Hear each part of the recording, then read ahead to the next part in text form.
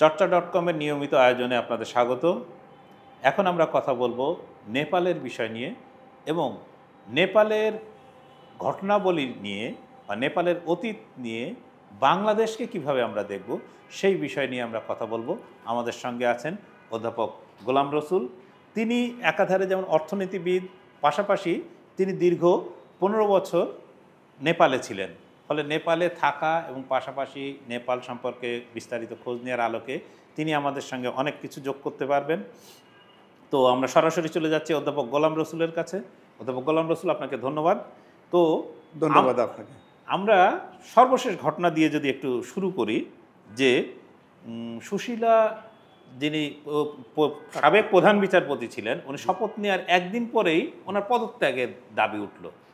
এই পদত্যাগের দাবিটা মানে একদিনের মধ্যে হঠাৎ কি এমন ঘটলো যে তার পদত্যাগের দাবি উঠল? ধন্যবাদ আপনাকে। আসলে নেপালের যে একটা জেনজি যে রিভলিউশন হয়ে গেল এবং এর পরিবর্তিতে একটা ওদের যে দীর্ঘদিনের সংগ্রামের ভিতর দিয়ে প্রায় 200 বছরের সংগ্রামের ভিতর দিয়ে তারা গণতন্ত্র, একটা ফেডারেল রিপাবলিক, সেকুলার কান্ট্রি হিসাবে প্রতিষ্ঠিত পাইল সে 2015 সালে নতুন, এবং 2008 সালে তারা মনার্কিকে 200 বছরের রাজতন্ত্রকে তারা পরিহার করে উৎখাত করে একটা গণতান্ত্রিক, প্রজাতান্ত্রিক এবং ধর্মনিরপেক্ষ রাষ্ট্র প্রতিষ্ঠা পাইল। এবং এই রাষ্ট্রের পিছনে যেটা জনগণের ব্যাপক আকাঙ্ক্ষা ছিল, কিন্তু গত 17 বছরে গণতান্ত্রিক যে সরকার বিভিন্ন কারণে তাদের সেই প্রত্যাশা পূরণ করতে পারেনি। যার পরিবর্তে আমরা দেখলাম যে গত 9 তারিখে যে বিপ্লব জেনজির নেতৃত্ব হয়ে গেল, সরকার করে কেপি ওলির সরকার ফল করল। এরপরে সরকার একটা ভ্যাকুয়াম সৃষ্টি হলো। এই ভ্যাকুয়ামের পরিপ্রেক্ষিতে কাকে এই নতুন এই মানে ইন্টারিয়াম গভর্নমেন্টের হেড করা হবে এ নিয়ে কিন্তু নেপালে প্রচণ্ড তর্ক বিতর্ক আলোচনা শুরু হলো। ইভেন জেনজিদের মধ্যে দুইটা গ্রুপ হয়ে গিয়েছিল। জেনজিদের একটা অংশ যারা প্রস্তাব করলো সুশীলা কার্কিকে, উনি প্রাক্তন প্রধান বিচারপতি ছিলেন নেপালের, কিন্তু আরেকটা পক্ষ তখনই বিরোধিতা করছিল। বিরোধিতা করার তার কারণটা ছিল যে সুশীলা কার্কি যে এটা নেপালের সংবিধানের সাথে কন্ট্রাডিকশন করে, যে কারণ এখন যে বিরোধিতাটা কেউ করছে কন্ট্রাডিকশন করে এই জন্য যে নেপালের সংবিধানে কেউ যদি এরকম অন্তর্বর্তী ক্রাইসিস সময়ও অন্তর্বর্তী সরকার করতে হয়, এই সংবিধান অনুযায়ী তাকে নেপালের পার্লামেন্টের মেম্বার হইতে হবে, এক। আর 2 নম্বর ছিল যে প্রধান বিচারপতিরা পরবর্তীতে সরকারের কোনো উচ্চ পদে যাইতে পারবে না। এই 2টা পদেই কিন্তু কারণে তখনই একটা বিরোধ দেখা দিয়েছিল।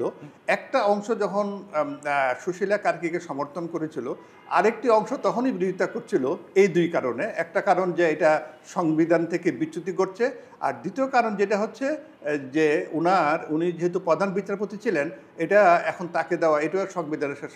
সরকার যেভাবে আপনার উৎখাত করা হলো বা কেপি শর্মা ওলি যেভাবে তারা পদত্যাগ করতে বাধ্য হলেন, তার পুরো মন্ত্রিসভা, সেটা তো খুব সংবিধানসম্মত ছিল না। মানে প্রচণ্ড আন্দোলনের মুখে তারা এক প্রকার ছেড়ে পালাতে বাধ্য হয়েছিলেন, যেটা অনেকটা মিল পাওয়া যায় যে আমাদের 2024-এর জুলাই আগস্টের আন্দোলনের সময়কার ইয়েতে। সেই ক্ষেত্রে তো একটা ভ্যাকুয়াম, আপনি তো বললেন ভ্যাকুয়াম তৈরি হয়েছিল, তাহলে তো মানে সংবিধান কি ওই ক্ষেত্রে মানে মানাটা কি খুব অপরিহার্য?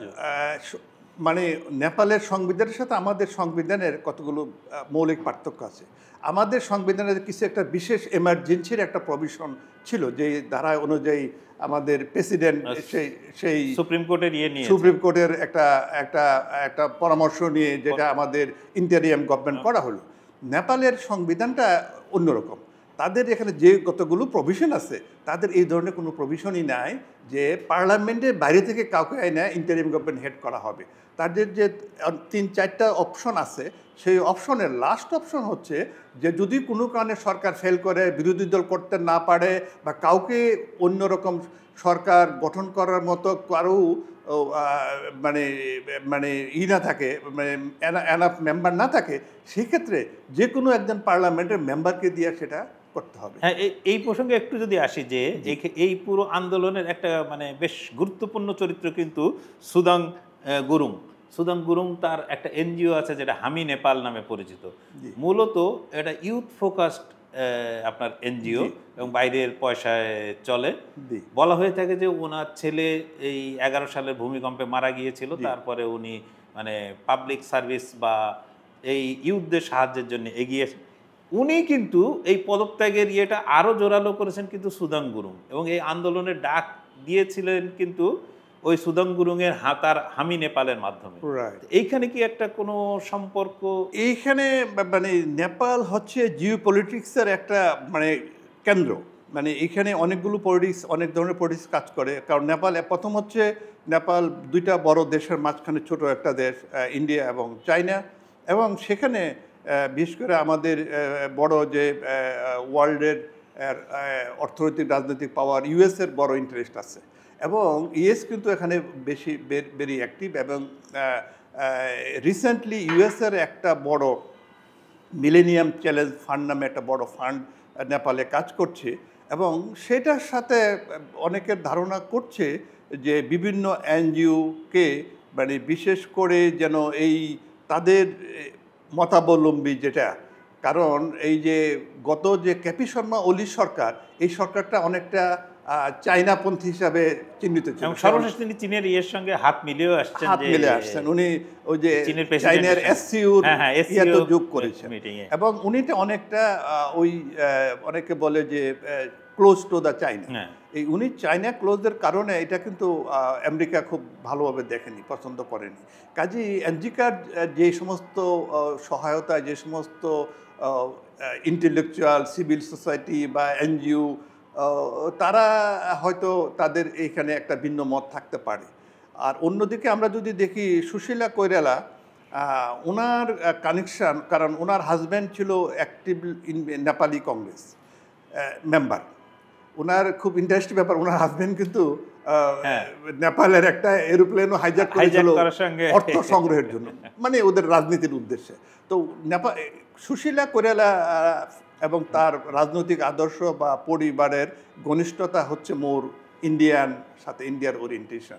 এই কারণে আমার মনে হয় যে তাদের এই যে দুইটা যে বড় গ্রুপ এর পিছনে মানে বা এর দ্বারা কিছুটা বেনিফিটেড, তাদের মধ্যে হয়তো কিছুটা যে পার্থক্য যে সুশীলা সেক্ষেত্রে সুদাং গুরুংকে একটা গুরুত্বপূর্ণ ভূমিকা পালন করছেন মাইট বি।